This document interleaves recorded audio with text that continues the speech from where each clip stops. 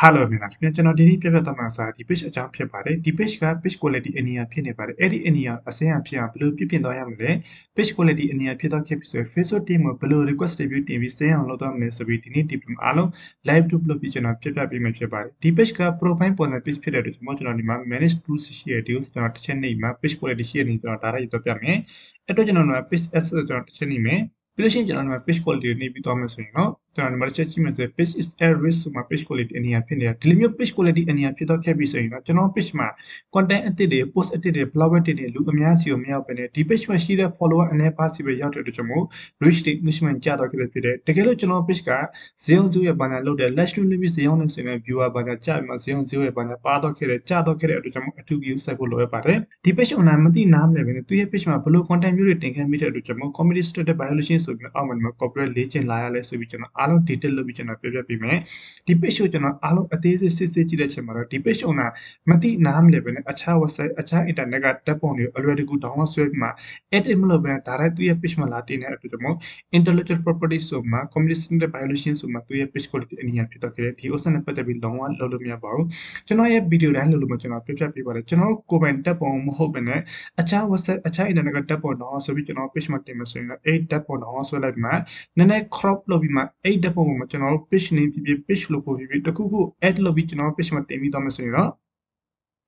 100% reuse ပုံနဲ့ look မှာလဲဆိုပြီးကျွန်တော် video လာလုပ်လို့ကျွန်တော်ပြပြပေးတယ်ဒီ page owner နဲ့ကျွန်တော်အားလုံးပြပြချင်ပါဒီ page owner အားလုံးနားလဲသဘောပေါက်မှာဒီ page မှာအခုဆိုရင်ဒီ copy tab နဲ့ပတ်သက်ပြီးအားလုံး edit လုပ်ပြီးတင်ထားတဲ့အတွက်ကျွန်တော်ဒီ page က request review တင်ဖို့ ascended ဖြစ်တဲ့ကျွန်တော် request review တင်ဖို့ဒီနေ့ပတ်သက်ပြီးကျွန်တော်ပြပြပေးမယ်နောက်တစ်ခုဒီ page owner အဓိကမှာသူရဲ့ page မှာတင်ထားတဲ့ tab ပုံသူရဲ့ page မှာတင်ထား post တွေ live stream တွေကိုသူကိုယ်တိုင်အခြား group ပေါင်းများစွာမှာခဏခဏ share လုပ်တဲ့ကျွန်တော် page quality အနေနဲ့ဖြစ်တော့ခဲ့တယ်အဲ့ဒီဥစ္စာနဲ့ပတ်သက်ပြီးလုံးဝလုပ်လို့မရပါဘူးတချို့ကြောင့်ရှိရ page admin page owner sharing မလုပ်ဘဲနဲ့အခြား fake ID တည်တဲ့တစ်ခုလုံးမှာဒီ page မှာတင်ထားတဲ့ post မှန်တယ်များ live stream မှန်တယ်များ content မှန်တယ်များကိုအဲ့ဒီ fake ID နဲ့ group 50မှာ share လုပ်ပြီးတော့မယ်ဆိုရင်တော့ပထမ step အနေနဲ့ reach တွေပဲကြာမှာ page quality အနေနဲ့ဖြစ်တော့ခဲ့မယ်အဲ့ဥစ္စာနဲ့ပတ်သက်ပြီးလုံးဝလုပ်လို့မရပါဘူးတချို့ကြောင့်ရှိရအဲ့လိုမျိုး fake account နဲ့ sharing လုပ်လို့မရဘူးဆိုရင်တော့ကျွန်တော် page မှာရှိတဲ့ follower sharing လုပ်ရလားဆိုသူတို့ကြတော့ sharing လုပ်ရပါတယ်သူတို့ကြတော့အခြားနေရာအခြား internet အခြား phone လုံးနဲ့ဒီ page မှာတင်ထားတဲ့ post တချို့တလေလောက်ပဲသူတို့အရင်ကြာလို့ရှိရင်သူတို့ရဲ့ profile မှာတစ်ခါတော့ share လုပ်မယ်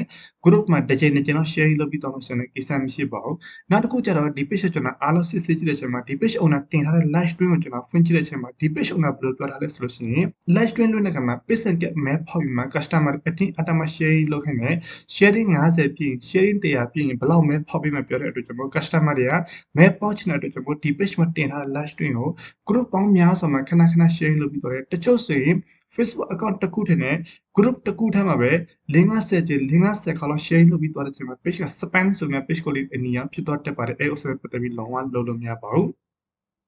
normal အဖြစ် customer share လုပ်ပြီးတော့မှဆိုရင်သူတို့ရဲ့ Facebook account တစ်ချိန်တော့ share လုပ်ပြီးတော့မယ်ပြီးလို့ရှိရင်သူတို့ရဲ့ဒီ group မှာတစ်ခုနှစ်ခုမှာ share လုပ်ပြီးတော့မယ်ဆိုရင်ကိစ္စမရှိပါဘူး okay ဒီဥစ္စာနဲ့ပတ်သက်ပြီးနားလဲသဘောပေါက်ပြီဆိုလို့ရှိရင်ဒီ page ကိုကျွန်တော် request review တင်ဖို့ဒီနေ့ပတ်သက်ပြီးကျွန်တော်ပြပြပေးမယ်ပြီးလို့ရှိရင်ကျွန်တော်ဒီတစ်ချက်ရှိပါဆို manage admin ဆိုပြီးပေါ်လို့ရှိရင်ကျွန်တော် page quality အကြောင်းရင်းအမြင်ပြအနည်းအဖြစ်တော့ခဲ့ပြီးဆိုရင်ဒီ page မှာအမှားနဲ့ပတ်သက်ပြီးအားလုံးဖြတ်ပြီးမှ share နဲ့ပတ်သက်ပြီး copy tab ပုံ copy content နဲ့ပတ်သက်ပြီးဖြတ်ပြီးမှဒီ admin အသစ်ပြောင်းပြီးမှအဲ့ဒီ admin အသစ်နဲ့ post တွေပဲတင်ပြီးတပတ်နှစ်ပတ်ပြည့်ပြီးဆိုမှအဲ့ဒါမှကျွန်တော် request review တင်လို့ရမယ်ဒီ page ကကျွန်တော် service အထားတာဆိုရင်14ရက်15ရက်ရှိတဲ့အတွက်ကျွန်တော်ဒီ page owner ကျွန်တော်ပြောထားတဲ့အတိုင်း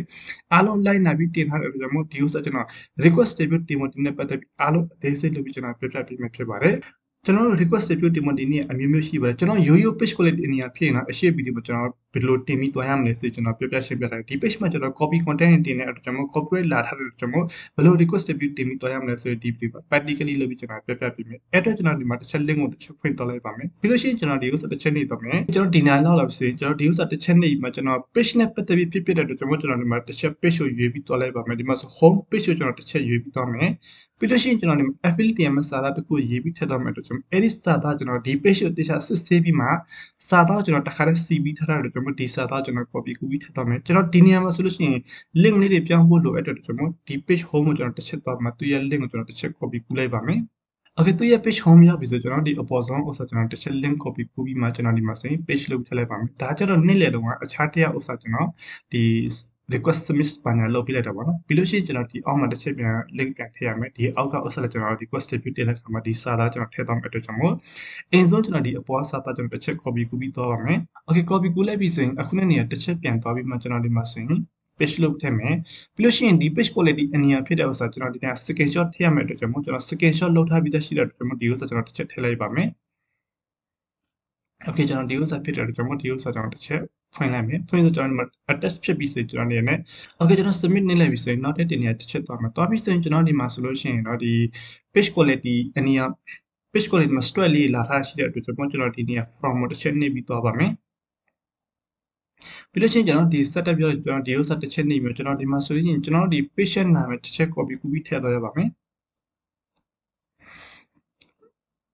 okay ပြီးလို့ရှိရင်ကျွန်တော်ဒီမှာတစ်ချက် page လုပ်ထည့်ပြီးမှကျွန်တော်ဒီမှာလက်ရှိသုံးတဲ့ email ကျွန်တော်တစ်ခုထည့်သွားမယ်ပြီးလို့ရှိရင်ကျွန်တော်ဒီဥစ္စာတစ်ချက်နှိပ်ပြီးမှကျွန်တော်ဒီမှာဆိုရင်ဒီ page ရဲ့ URL link ကျွန်တော်တစ်ချက် copy ကူးပြီးသွားရပါမယ်ဒါကျွန်တော်တေချာလေး setup လုပ်ပြီးသွားမှရတယ်ကျွန်တော်အိမ်ဆုံး page ကိုတေချာစစ်ဆေးပြီးမှ page နဲ့ပတ်သက်အမှားပါနဲ့ဖြတ်ပြီးမှ page ရဲ့ setting setup လိုတဲ့အပိုင်းလေးအားလုံး fix လုပ်ပြီးမှအဲ့ဒါမှကျွန်တော် request တွေတင်ပြီးသွားရပါတယ်ပြီးလို့ရှိရင်ကျွန်တော်ဒီမှာ affiliate တင်မှာစာသားကျွန်တော်တစ်ချက်ယူထည့်လိုက်ပါမယ်အခုနဲ့တင်တဲ့ဒီစာသားဖြစ်တဲ့ဒုတိယတစ်ခေါက်တင်တဲ့အခါမှာကျွန်တော်ဒီစာသားကျွန်တော်တစ်ချက်ယူပြီးထည့်ရပါမယ်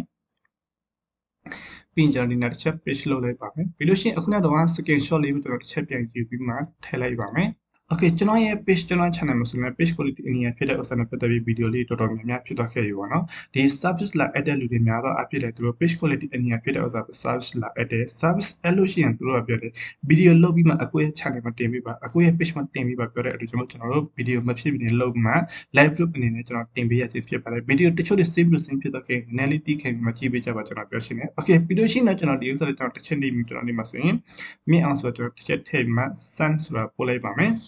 ်ဒီနေ့ပို့ပြီးခဏစောင့်ပြရတယ်ပြီးလို့ရှိရင်ဒီ position ပေါ်လာခဲ့ပြီးတော့ကျွန်တော်ဒီမှာ I'm not robot ဆိုတော့တစ်ချက်အမှတ်ချင်မယ်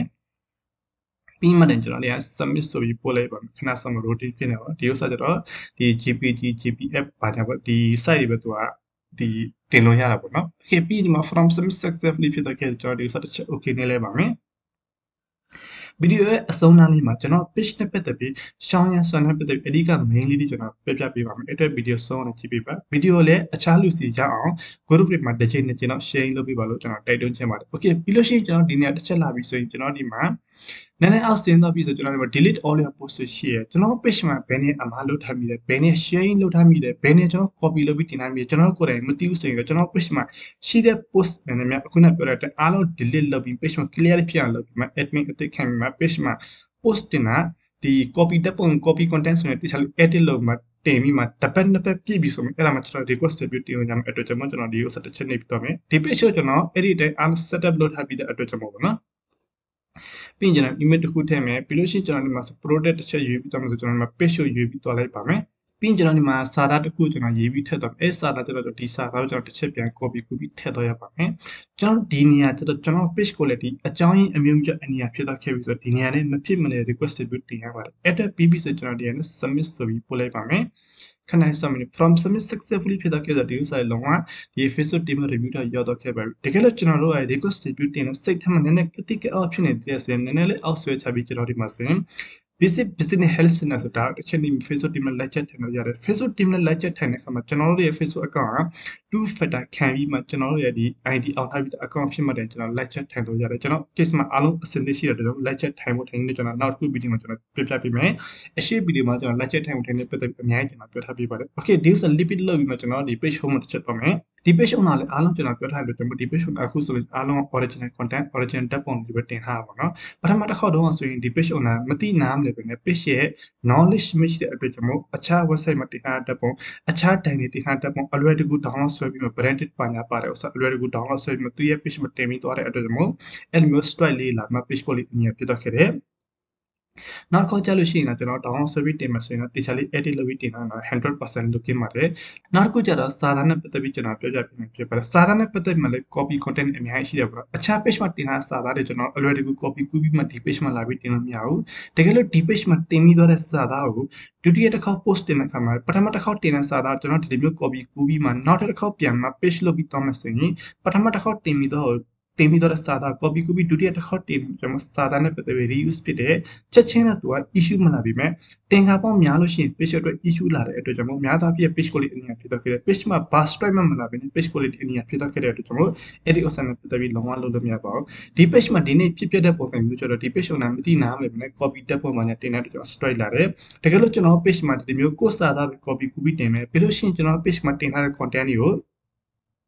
group ပေါင်းများစွာမှာ sharing လုပ်ပြီးသွားမယ်ဆိုလို့ရှိရင်ကျွန်တော်တို့ page မှာ bar stripe မှမလာဘဲရိုးရိုး page quality အနေနဲ့ဖြစ်မှာအဲ့လိုမျိုးအနေနဲ့ဖြစ်တဲ့အချိန်မှာဆက်လက်ပြီးအမားလုပ်နေမယ်ဆက်လက်ပြီး sharing လုပ်မယ်ဆက်လက်ပြီး content မှာအမား content တင်ပြီးသွားမယ်ဆိုကျွန်တော် page က has been removed has been delete has been unpublished ဆိုပြီးကျွန်တော် page က post တင်တဲ့အပိုင်းနဲ့ပေးတော့ခင်ဗျ page ကို manage လုပ်တဲ့အပိုင်းနဲ့ပေးမှာ page က